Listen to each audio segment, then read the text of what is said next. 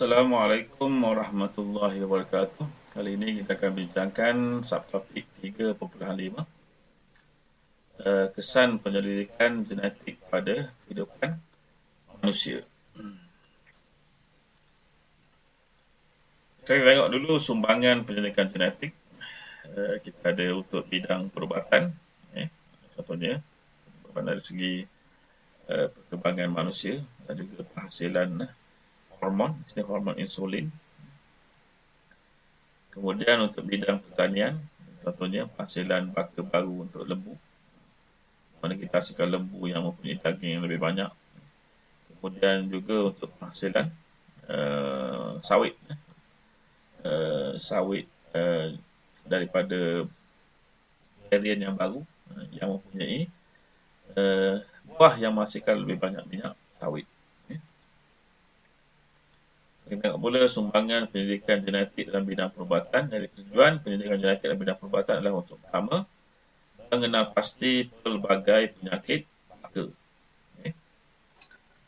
Kemudian yang kedua, mengelakkan penyakit baka daripada berlaku. Penyaringan genetik membolehkan manusia mengesan gen yang menyebabkan penyakit baka seperti buta warna, hemofilia dan albinisme, lalu boleh dicegah. Jadi kalau kita tahu seseorang itu buta warna, contohnya lah, kita boleh nasihatkan mereka untuk tidak kahwin contohnya dengan orang yang buta warna juga. Kalau orang buta warna kahwin dengan orang buta warna juga, maka confirm lah anak mereka akan buta warna. Jadi kalau kita buat saringan, contoh sebelum mereka kahwin, maka kita boleh elakkan masalah tersebut. Sama juga dengan hemofilia ataupun albinisme. Yang kedua, penyakit baka yang disebabkan oleh perubahan bilangan kromosom boleh dikenal pasti dengan ujian cecair amniotik. Maksudnya semasa peringkat mengandung ni, kita boleh ambil cecair amnion. Amnion ini adalah cecair yang mengelilingi fetus atau embrio pada peringkat kehamilan, di mana sel-sel badan daripada fetus biasanya dia boleh dicabut dengan mudah. Jadi kita boleh ambil itu dan dapat sel bayi tersebut dan boleh tentukanlah penyakit baka yang ada pada bayi tersebut. Mungkin di negara maju mereka benarkan contohnya pengguguran. Kalau dapati bayi tadi mungkin ada masalah baka, mungkin ibu bapa mereka diberikan maklumat tentang itu dan mungkin ada yang beri nasihat supaya digugurkan. Itu sebagai contoh. Kemudian terapi gen membolehkan pemindahan DNA atau gen normal ke dalam sel bagi menggantikan gen yang telah rosak ataupun mengalami mutasi. Ini bolehlah dibuat. Contohnya untuk orang yang hemofilia, ada gen dia yang tidak boleh menghasilkan faktor 8 yang menyebabkan pembekuan darah. Maka mungkin boleh digantikan gen yang rosak tadi dengan gen yang baru. Maka dia tak hemofilia lagi lah secara teorinya. Sini tengok sumbangan penyelidikan genetik dalam bidang pertanian. Jadi untuk tujuan penyelidikan genetik dalam bidang pertanian, yang pertama sekali untuk meningkatkan kualiti baka melalui pembiak bakaan. Kita ambil individu yang tak mungkin berjumpa secara normal. Contohnya kita ambil sawit daripada Malaysia, kita kacukkan dengan sawit yang mungkin dijumpai di hutan Amazon, Brazil, dan menghasilkan baka yang baru.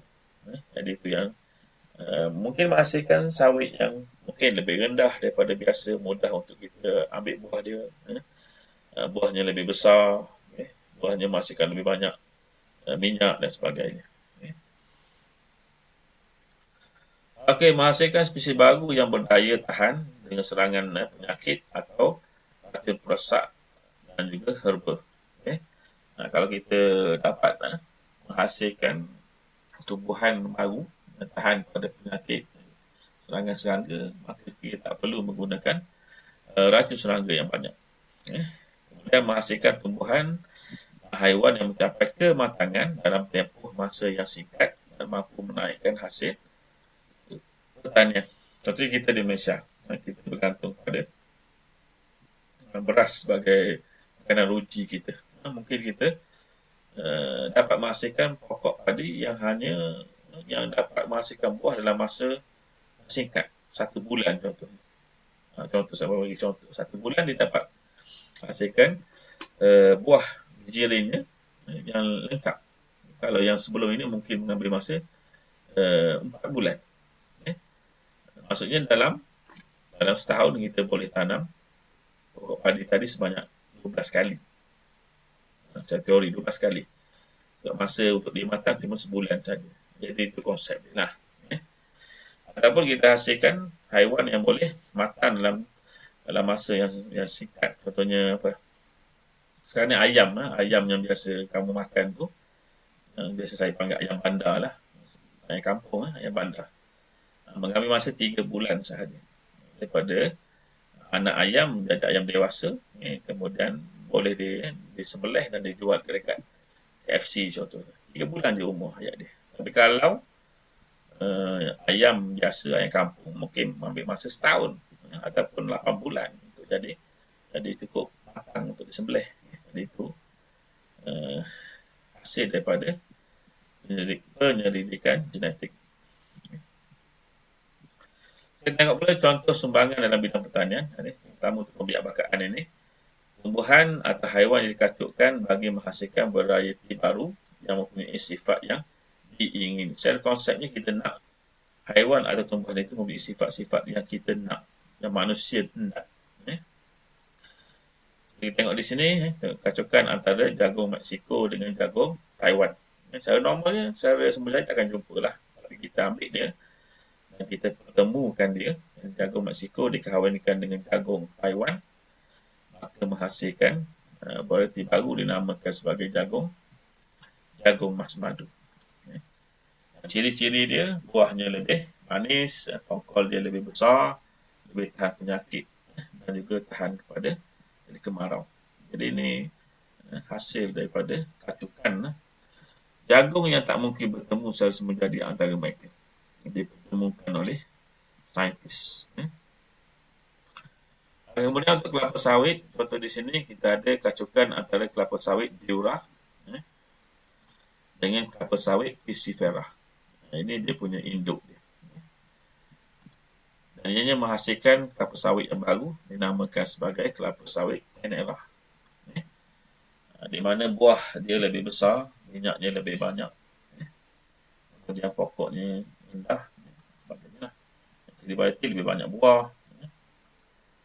Endokardnya lebih tipis. Endokard ni apa? Endokard ni tempurung ni. Tempurung tidak menghasilkan minyak. Yang menghasilkan minyak adalah sabut dan juga kernel, isi putih, sirung dia. Kemudian mesokarp lebih tebal, sabut dia mesokarp. Kemudian untuk padi, yang kita ada kacukan padi MR50 dengan padi CR261, 7039 dan 236. Kacukan dia begini. Bukan berarti baru nampaknya. Ini pokok MR padi MR84. Malaysian Rice 84. Jadi dia kualiti lebih baik, banyak hasil tanaman dia. Kemudian penghasilan varieti lembu baru. Ini lembu tempatan. Lembu tempatan yang di Malaysia asalnya kecil je saiz dia. Jadi dia kahwinkan dengan lembu Eropah yang lebih besar saiz dia. Dia dah menghasilkan lembu dinamakan sebagai lembu Mafriwal. Jadi varieti lebih banyak susu. Kemudian daya tahan persediaan yang lebih tinggi. Kemudian untuk betik Sunrise Solo dengan betik Subang 6, kita ada betik Sunrise Solo ni kahwinkan. Ini varieti dia betik Exotica. Buah lebih besar, lebih manis. Ini sebutnya buah lebih manis, lebih berisi. Dan pokoknya rendah. Kemudian teknologi pembiakan, kita ada inseminasi buatan. Maksudnya kita pertemukan sperma dan ovum secara buatan lah, bukan semula jadi. Kemudian melalui kaedah pengklonan, kemudian kita ada pentransplanan embrio. Maksudnya kita pindahkan embrio ini mungkin ke induk yang lebih sesuai. Dan kita ada modifikasi genetik. Dan untuk inseminasi buatan, sperma daripada seorang lelaki yang sesuai dikumpul dan dimasukkan ke dalam uterus seorang perempuan yang sesuai. Jadi persenyawaan berlaku dalam uterus perempuan tersebut. Persenyawaan berlaku dalam tube falopio sebenarnya. Kita tolong hantarkan sperma ini ke tempat yang sepatutnya. Maksudnya kita hilangkan risiko untuk sperma ini mati dalam perjalanan. Maka kita dapat meninggikan peluang berlakunya kehamilan. Tapi kemudian kita ada pentransplanan embrio, sperma daripada lelaki yang sesuai digunakan untuk bersenyawa dengan ovum daripada perempuan yang sesuai. Embrio yang terbentuk dipindahkan ke dalam uterus perempuan yang lain. Ini biasanya mungkin disebabkan perempuan itu ada masalah untuk hamil. Ini contoh yang dibuat pada kambing.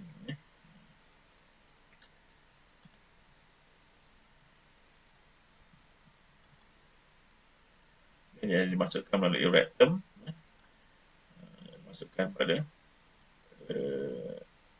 embrio tadi sehingga sampai pada uterus.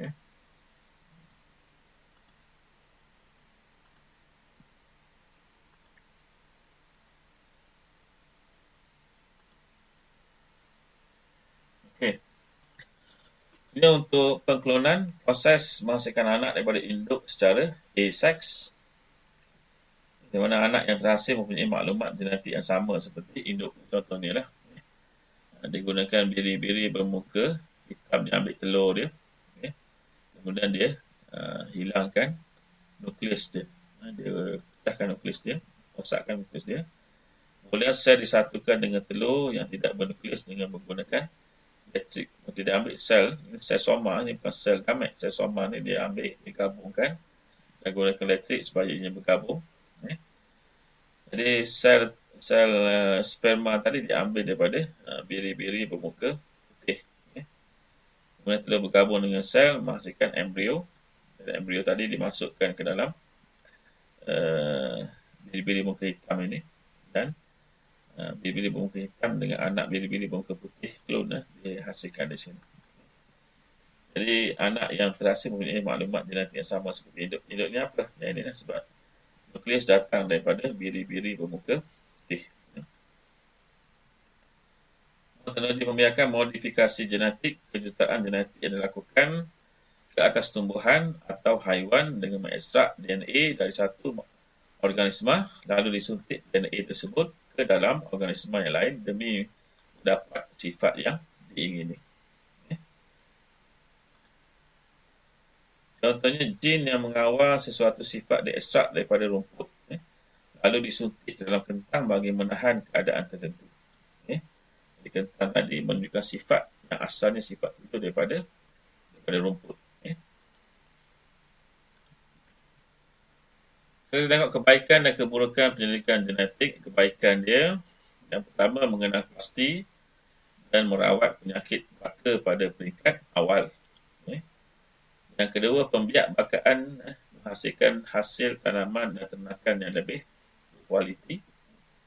Yang ketiga, makanan modifikasi genetik menghasilkan makanan yang lebih bernutrisi, hasil yang lebih banyak dan menambahkan variety makanan.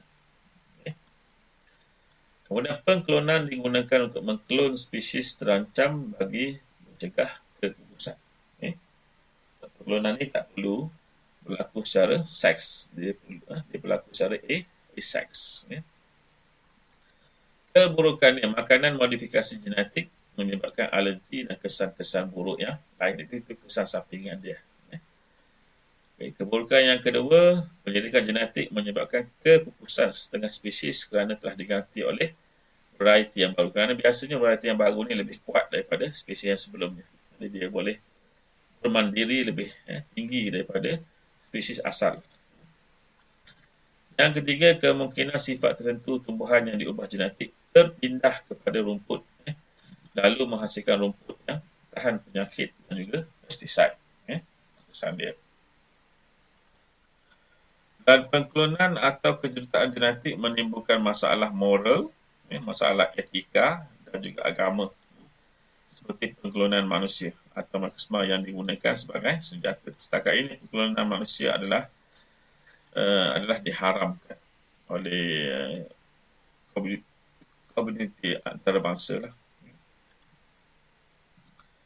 Jadi itulah untuk topik ini. Assalamualaikum warahmatullahi wabarakatuh.